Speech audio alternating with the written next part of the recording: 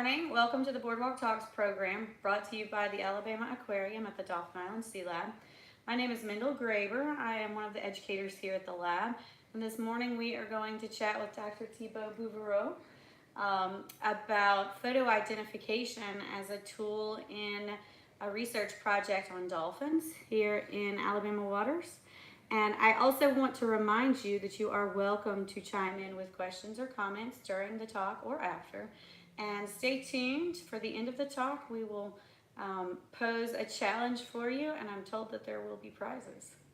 So I am going to let Dr. Bouveroux tell you a little bit about his work here. And yeah, thank you very much for the introduction, Mendel. Welcome everyone. Thanks so much for joining us today.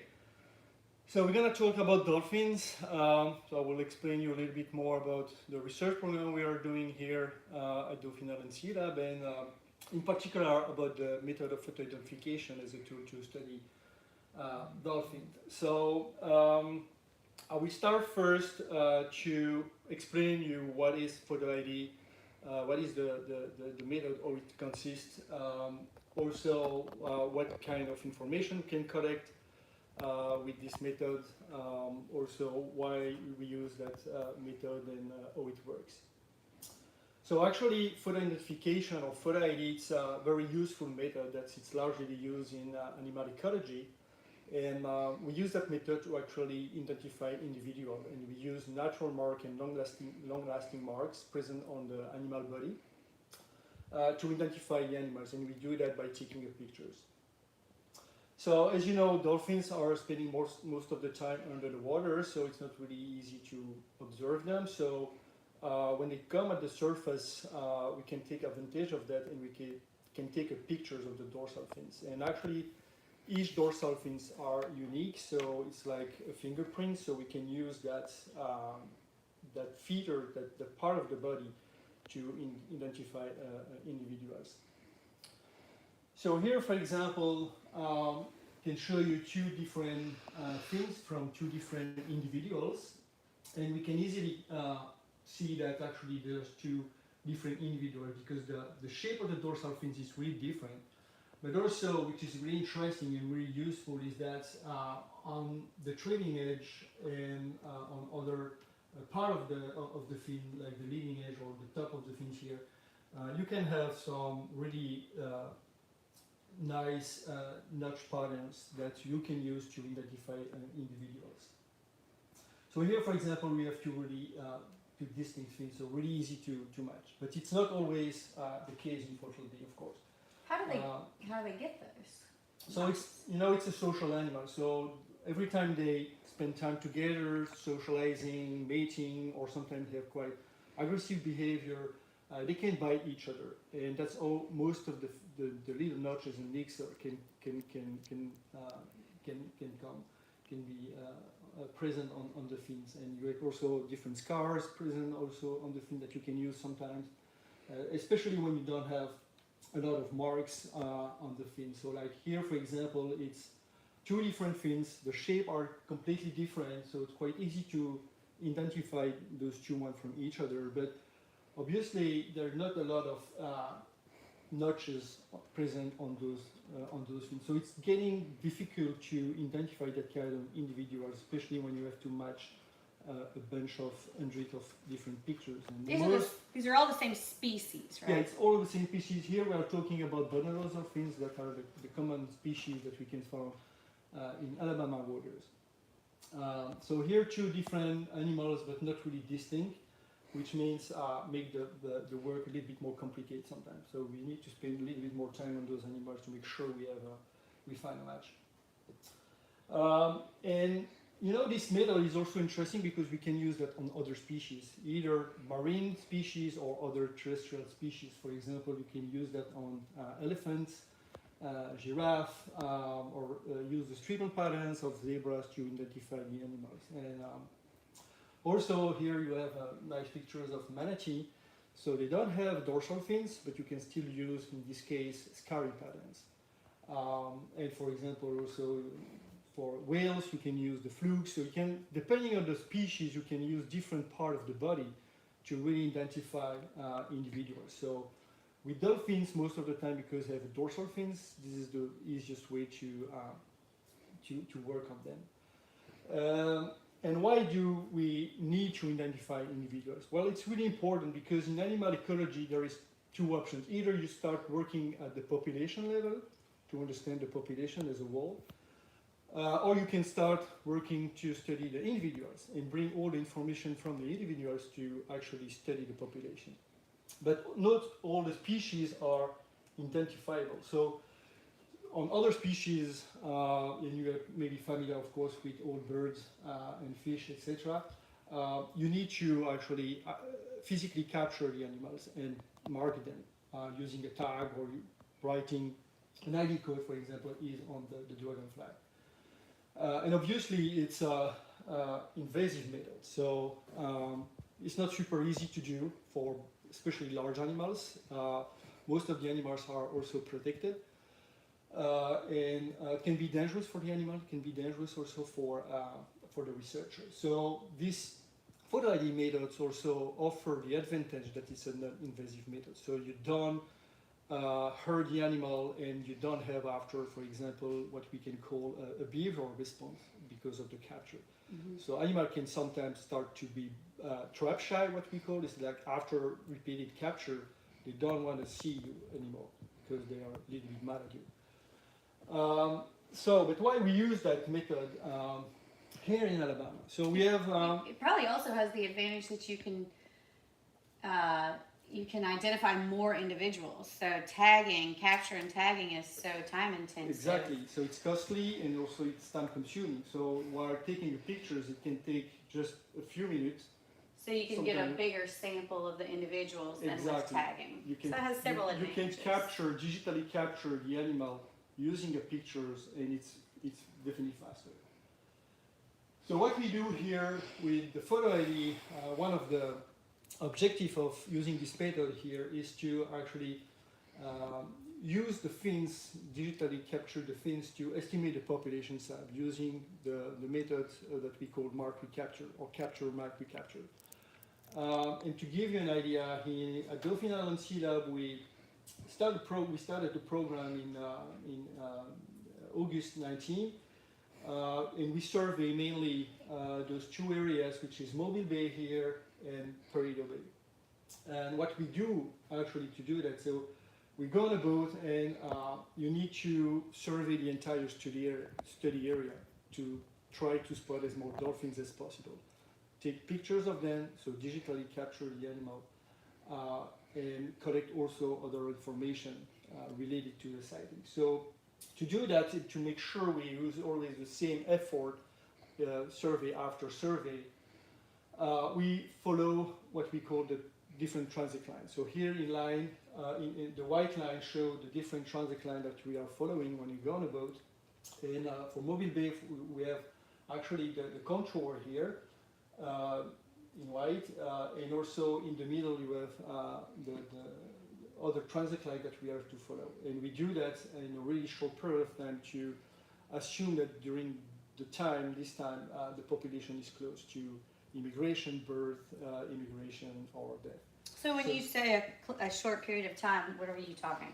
We are talking about a few days. A few days. Okay. So to cover the entire study area here in Mobile Bay, we use actually two boats, and it takes about 3 days to cover the area, and we do that 3 times in a row. So for covering the entire study area 3 times, we use about 15 days, depending on the weather. Perdido Bay, we do exactly the same method, only the control, we follow only the control because the area is smaller, the bay is narrower. And it's about 6 days to complete 3 times the study area. And we do that during the summer and during the winter as well. So that's the 2 seasons that we are mainly working on the boat here in Mobile Bay and Perdido Bay. So when we go on the boat, we spot dolphins, we stop the boat, we start to take pictures of the dorsal fins, also with all the information related to the sighting. So number of dolphins present in the group, number of calf neonates, the behavior, obviously the GPS location of the sightings, different environmental parameters as well, salinity, water temperature, the depth also of the sightings. And also we try to, when possible, also note all the different information we can observe on the dolphins, on the body in general. So it could be a skin disorder, presence of sharks bites, human interactions, etc., etc., etc. So we collect also a bunch of data to better understand also the population for spatial distribution, behavior, etc. So you have done this survey Yeah, twice a year, twice a year, starting in August of 2019. exactly. And how many individuals have you identified? So now we are about,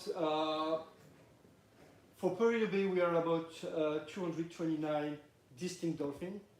For Mobile Bay, it's about 659 dolphins, but we also do different surveys, a couple of surveys in eastern Mississippi and also in the Gulf of Mexico when we do, because there is two different surveys we're actually doing here at Dolphin Island for this project. So we have the first survey, which is to capture the individual with the pictures for this photo ID surveys, but we also go in those areas in the Gulf of Mexico to do biopsy sampling, when you take just a little samples of the animal, and we also take pictures of those individuals, of course, to follow them. And in total, we have now a little bit less than 1,800 different dolphins in the catalog in Alabama water. So it's quite big catalog, and actually we were not expecting to have as many dolphins, especially in Mobile Bay and Perry Bay. Wow. So obviously we have a lot of pictures. When you come back, when it's a good day, when you come back at the lab after a day, we have a lot of pictures to process. So usually we're talking about several hundreds to several thousand pictures every day that we have to after sort, crop, and start matching. And we need also high quality pictures. You can use all kind of pictures. You really need to have high quality pictures that you can see here. So which means the pictures cannot be blurry, because you need to really high quality to really look at the trailing edge. The picture need to be as perpendicular as possible from the body axis of the animal. The contrast also need to be really good, not too overexposed or underexposed. So folks might be wondering if their photos might help you with this project, but there are a lot of specifications for them to be useful, because if the resolution's not high enough, you can't make out those little notches, and if there's not enough contrast. And yeah, exactly. And actually, this is the one of the camera we are using on the boat. So we also have quite a big lens, really good body as well, really good camera. But this lens can take pictures from several dozen meters from the animal. So that allows us also to not approach the animal too closely, because they are protected, and it's illegal actually to be too close from the animal.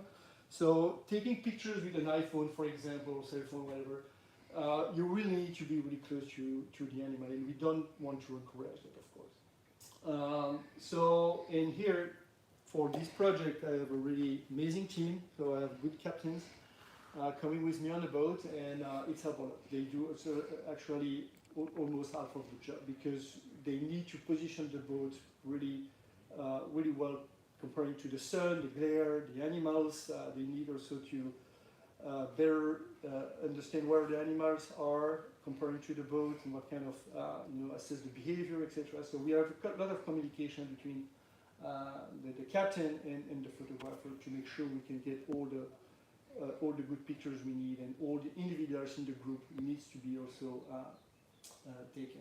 so are you taking the photographs? I'm taking photographs. I have also other students that come to help me taking pictures. And this project actually is also part of a collaboration with NOAA. So we have also a team at Pascal Goula Lab that come, of course, to help us on the boat and take pictures. And those guys also take the samples using the crossbow, while we take the pictures to identify also and still monitor the individual that we collect the samples. So after a day, we have obviously a lot of pictures. So that's maybe the problem of this method. So we come back with hundreds or thousands of pictures that we have to process and work with. And hopefully recently, with the artificial intelligence, some people have developed a program using machine learning and computer vision, which means when we have finished to sort all the pictures of the dorsal fins and you crop actually all the dorsal fins to zoom in, you can ask a program to try to find a match for you. It's not always easy, but at least it can give you a quite good information, and rather to go through the entire photo ID catalog, so which means we're talking about over 4,000 pictures for those 1,700 dolphins that we already identified. Right, so it's not just the ones you took on that day, but you're also trying to match it to an To the photo to see ID if you catalog, had already yeah. captured So it, we yeah. need to find a match with the existing photo ID catalog that you are building every day. We go on the boat, we're taking pictures, obviously, and then we can identify new individuals, or we can update or get better pictures of the previous individual that you observe in the field.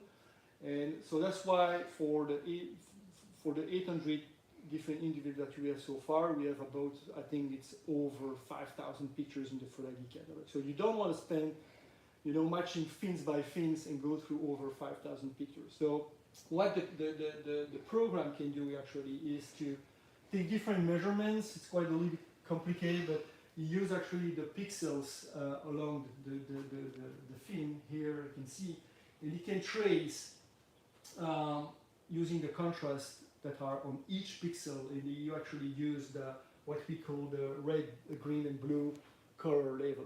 And it takes those information at different areas along the trailing edge, and after it gives you here the best 50 fin that is in the catalog that is closer to this individual. So here that's a fin that you want to identify, that's a new one that you just collected in the field, and this fin is from the catalog. So you find that a correspondence between the new fin you just collect with the fin that are already. So then a human will lay eyes on it and try to verify. Yeah, so we still definitely need to verify. And here, for example, here is it's not a really good example because I asked to show different pictures of the same individuals, but you have 50 chance to find a match. So sometimes you can find a match right away on the first position, second position, because the animal is really distinct, the quality of the pictures is really good.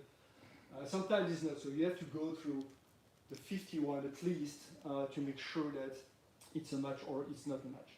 And sometimes it's happened that also you don't really find a match, and later spending time on those things, you definitely find a match or you find a duplicate. That's something what happened. So these are pretty, that's a pretty distinctive Yeah. pattern, but if you have maybe younger individuals who would not have as much scarring, they're harder to identify? That's the problem. So most of the adults have sometimes a very distinct trailing edge.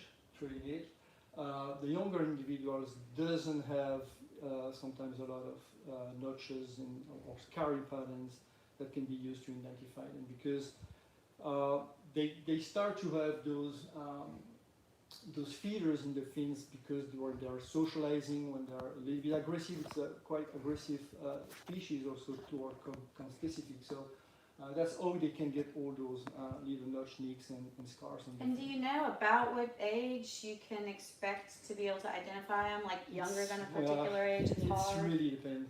You can have some small, like young individuals that already have quite distinct fin. Sometimes it's also just because, unfortunately, they have human interaction, so they can have both proper scars or problem on their fins caused by a fishing line or something like this, even at a really young age. So it's always depending on the individual. There is no real rules. But to give you an idea, for example, here in our catalog, we have about 30 to 40% of the fin that are not distinct. So it's quite significant. Oh. Yeah. 30 Most of them are 30 or 40 that are not distinct? Yeah, are of not all distinct. Of this? So wow. 60 to 70% of the fins are quite distinct or really distinct, but 30 to 40% are not, which are like calf or juveniles most of the time. And even as they get more of the scarring, so the profile would kind of change, it's still not too, generally, usually Yeah, not so too hard to the match shape them. is not going to change, especially when they are at adulthood, but during the lifetime, the different notches can get bigger or can change a little bit, and the pattern also in the training can completely change. So that's also something that makes the work a little bit complicated, but when you go regularly on the field, you can actually monitor pretty well those changes and find that maybe few months before this guy didn't have that big notches, but he still had the one big in the upper fin, in the upper edge, and also on the bottom. So you can actually try sometimes find those big changes over time. But what we do with that now, as soon as we have identified the individuals, actually, we can use that to estimate the population size and get some demographic parameters. So, for example, when you finish your work, you enter all the data in the database, and you can get what we call the sighting history. So, for each individual here, each line corresponds to an individual. And it's actually a kind of present-absence file. So when the animal has been observed during that sightings, not that sighting, that survey, it's a 1 and it's 0. So it's 1, 0, 1, 0, 1, 0, and so on. And you use the sighting history after to produce abundance estimate using different models. And we also can give you the survival information, encounter probability of immigration, and so on. So very important information because at some point you need to, for conservation and management purposes, you need to know exactly how many dolphins or animals there is in the population. But we also do a couple of other, get other information from this method, which is really interesting. It's not only for abundance estimate. You can use actually photoidentification for studying or getting different other information from the animal. So, for example, to see if it's always the same individual that are observed in the area. So, how many resident dolphins do we have in Mobile Bay, for example, and that we call site fidelity? Is that are really staying all the time or just present during the winter or during the summer, and they're like moving away between seasons. So that's kind of information you can actually follow exactly where individuals were observed and they were present or not. Do you have enough information over the last couple of years to make some, to interpret that, the site fidelity and the resident population? We already start to have quite decent information, but the program that I'm leading here at Dauphin Island is ending this summer. So this summer is going to be our last field season, and after that we're going to actually work on all those information, all the data we have collected to better understand site fidelity, movement patterns, body conditions. I'm going to work quite closely with the Alabama training networks, of course. So you've been collecting a lot of information and processing it, and you're just coming to the point where you can really start diving into analyzing. And that's what I really like with this method, because when you work at the individual level, you can actually use all those information from all those different individuals and bring this information to better understand the population. So for example, because you can identify each individual that were present in the group, and when you do that again and again, you can also try to investigate the social structure. If who is seen with who, for example, is it always the same dolphin that are together, or is that changing over time, etc. So that's what we can do with those fins, is to study the social structure as well. Behavior personality, that's something, a concept that is coming more and more in the literature now. It's because we know the behavior that are related with the dolphins, and we can start working on that and maybe see that some dolphins are maybe more aggressive, or for example, I did that when I did my PhD in Panama City, when you have a problem with a lot of people that feed dolphins, which is illegal actually. And you start to have animals that are bigger, that are regular beggars. So they come to the boat and they start begging and ask for fish. And you can see that some of them are really regular beggars, some of dolphins are not. So you can start to better understand also the behavioral personality of the dolphin. But also, for example, to show you, when you go on a field, sometimes you have an adult, and close to the adult you have a young animals. And when you do that repeatedly, the same sightings, you can actually identify what we call the mother-calf pairs, and actually say that this female, that individual is a female, that adult is a female. So you can find also the sex of the individual. And when you do that repeatedly, you can monitor also the reproduction success and reproduction rate. So how many times these females had a baby, and what the duration between one pregnancy to another one. So very important method as well for that. For example, here I'm also working really closely with the Alabama Marine Mammal Stranding Network here at Dolphin Island, because when we go on a boat and we have some dolphins, like you can see here on the top of the screen, you can see this animal is really skinny. You can see the ribs, you can see a little depression behind the head, what we call the peanut head. It shows that the animal is not super healthy. So that kind of information we can also share to the stranding network. Or for example, here you can monitor the skin lesions, so you can identify different skin lesions that are present in the fin, and also how these lesions are changing over time. So here, for example, that was a dolphin that has been captured by pictures in September 2020. And these are the same dolphins almost a year later, and you can see actually that it's getting worse. So that kind of information too can give you like the evolution of the skin lesion over time. And so if one of these dolphins stranded, that would give them some information to inform their complementary findings information about... that we can share with the stranding network, of course. Another, as I mentioned before, so when they jump, you get the picture before the dorsal fin, and when they jump, you can also have a close out on the genital area and identify also the sex. So a female here, and you have a male here. Also predation pressure, something really interesting that I quite like. You can see how beautiful dolphins, dorsal fins, and quite a big shark bite. And you sometimes also using the shape of the bite can sometimes even identify the species. So for example, those two ones quite squarish shape and might be probably related to tiger sharks. So really interesting also to look at it. Is that the same individual? No, that's another individual. Oh, okay. So there's two different individuals.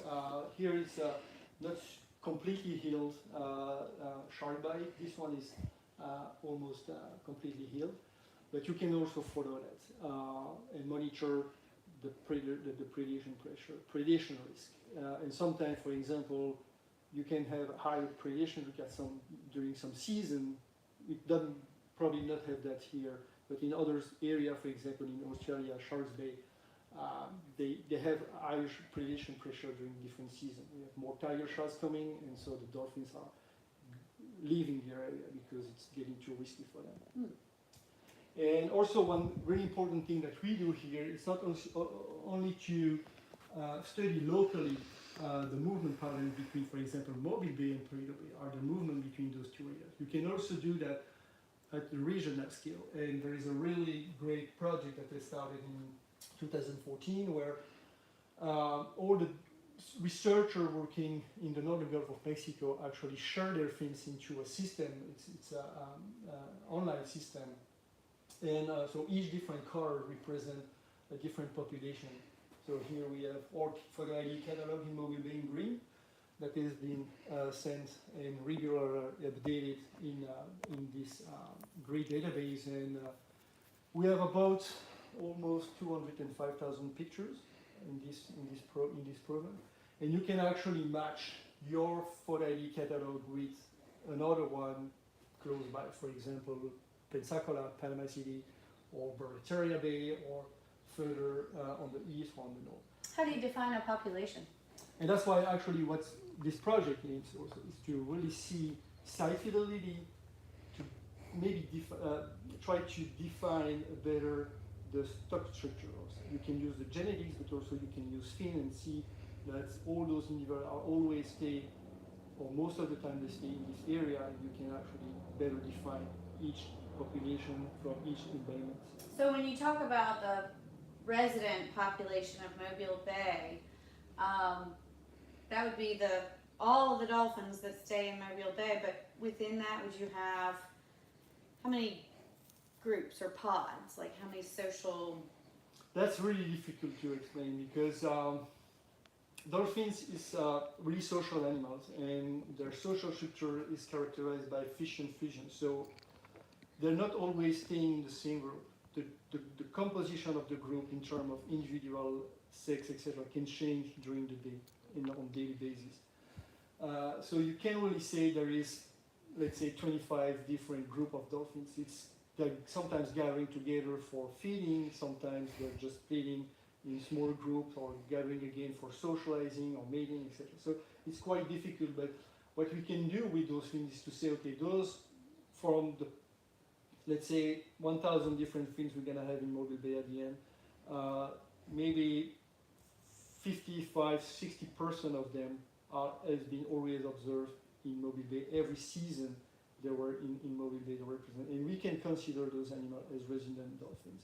And that's what actually all the models, also the statistical models, are using to estimate the population size based on how many times those individuals were seen, were captured in the area. So for the ones that are not residents, what's going on with those dolphins? Are they Good visiting question. as a group from a different bay? It could Do they clearly move a be, lot? yeah, it could clearly be the case. I remember one individuals with a really beautiful birthmark on his dorsal fin was observed for the first time we went on the boat in Perdido Bay in winter 20, and we didn't see this individual for 2 years. While we were like surveying during the summer, winter again, summer, we also went there a couple of times to get samples of the dolphins over there, and we didn't see this animal for almost 2 years. And this winter, he came back. So this means that he wasn't present for sure in Perdido Bay for a little while, and he moved away. And this guy is probably probably staying in Pensacola, for example. But for that, we need to look at the Pensacola photo ID catalog and see if these dolphins has been also captured, and see how many times this guy was observed in Pensacola, and see that maybe these dolphins is more the Pensacola dolphins that sometimes come in Perdido Bay for mating or for just finding other prey. So you feel like the surveys are pretty, I mean, what would you estimate, how would you estimate how comprehensive they are? So you said if you didn't see them for 2 years, you feel like that you have a relatively high degree of confidence that he wasn't there because you didn't see him? Yeah, Yes. because we spend quite a lot of times on the boat. And if he was documented in Pensacola, for example, then that would increase that confidence. Yeah, and I can actually after I can contact my colleague that was working in Pensacola and see, or can you give me, for example, the sighting history of this individual? And maybe she can tell me like, oh, every time I was on the boat, or most of the time he was present. Sometimes he left, but maybe he was observed in Perdido Bay, for example, and so on. So you can really work on that closely with other colleagues. For example, in Panama City, when I did my PhD, I also matched my fins before actually Gumby started with another researcher. We also did photo ID in Sinjo Bay, which is the closest bay from St. Andrews Bay in Panama City. Mm-hmm. And we had a lot of movement between a lot of match between both catalogs, and most of the animals were moving actually between St. Andrew Bay and Sinjo Bay. Santa Rosa, St. Joe. So here, actually, just over in the Florida Panhandle. Yeah. Panama City is a little bit further south. There is another bay like about 50 kilometers, something like this. And we know that, for example, males also are moving a little bit further than females because they sometimes need to mate, and they sometimes go to another area to breed with other females.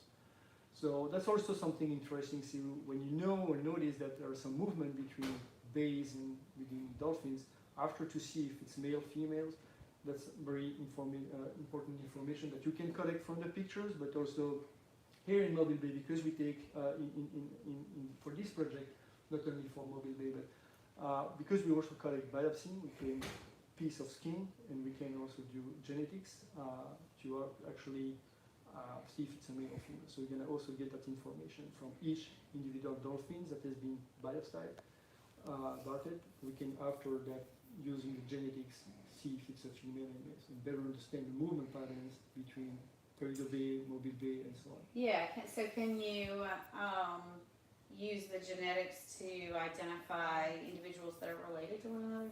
Yeah, so that's something also we can do. But the project didn't start yet because of COVID. The lab, genetic lab, has been closed unfortunately for a while. So we hope we're gonna have all those information. And that pretty sample soon. size is probably a lot smaller because you have to capture the dolphin. We don't capture. We actually Oh, okay. remotely take a samples using okay. a crossbow. So we actually have a pretty decent number of samples. So we actually, for this project, we try to collect 40 samples in each bay for each Okay. season. So 40 samples in Mobile Bay for winter, 40 samples in Mobile Bay for the summer. Same for Perdido Bay, and we also did same in the Gulf of Mexico offshore to actually also understand the population structure, if there are close animals between offshore, Perdido Bay, Mobile Bay. So that's also why we're going to do the genetics. And with the samples, we can also analyze other stuff like the trophic ecology. We're also going to Like what they're eating. What they are eating exactly. And we also started to look at the contaminants on the skin, present in the skin, like all the trace elements, metal, heavy metal that are found in the skin. And we're also going to use the blubber to also see what kind of contaminants they have in the body. So metal contaminants, the hormones. hormones, can you do like viruses or bacteria that are present on that? So bacteria, we have a project that has started also recently using those skin samples where we use a swab and try to investigate microbiome of the skin that are present in the skin. And finally here, for example, we also noticed that dolphin that has been observed in the field of Newfoundland was observed after dead stranded on the beach, and that's why both team, the photoidentification team and biopsy team, and also the Alabama Marine Stranding networks are working really closely together to bring those information. So, for example, this information was really useful for me because I can add that in my database. See, this guy is not going to be observed anymore later, of course. But for the Stranding network, it's also interesting to see where this animal was previously observed and what kind of, from the pictures, if there is any skin lesions, any problems related that can be observed on their body to maybe add some more information for them. So is there kind of a broad message that you would like to leave folks with? Yeah, I mean, that's really exciting project, really exciting method, super useful. Maybe something about, we're now starting to go back more on the beach, more on the water. So what I would like to say is if you can see dolphins or any marine mammals that are protected animals, so keep your distance from the animals, enjoy their sighting away from them. And if you have any sightings from a manatee, it would be great to report us to the Manatee Sighting Network. My colleague Elizabeth Heeb will be super happy to have your information and pictures if you have. Try to identify the animals, and if you obviously observe any stranded dolphins or any animal that are seem to be in distress or sick or entangled, also please contact our Alabama Marine Mammal Stranding Network for reporting that information. And stranding, whether dead or alive. So yeah, call, if they're alive. Often people think that, that they think it's important, but they see the importance of calling because that animal maybe can be helped with a response, but also call if they're dead because that provides a lot of valuable information. Exactly. A lot of information can be collected on a carcass. Mm-hmm. Well, thank you for chatting with us this morning. It was a pleasure. Thank you. And I think that if you check the Facebook page, there will be a challenge associated with the fin matching. And so if you participate in the challenge, I think for those who do well in the competition, there will be prizes.